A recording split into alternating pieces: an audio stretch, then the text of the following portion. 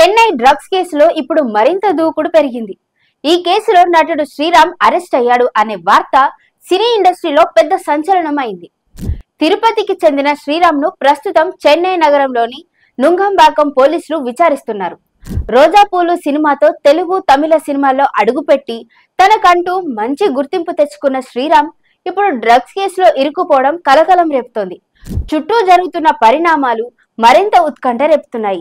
ఇప్పటికే మాజీ ఏఐఏడీఎంకే నాయకుడు ప్రసాద్ దగ్గర నుంచి శ్రీరామ్ డ్రగ్స్ కొనుగోలు చేశాడని ఆరోపణలు వెల్లువెత్తుతున్నాయి. ఈ ఆరోపణలపై పోలీసులు శ్రీరామ్ ను 2 గంటల పాటు విచారించారు.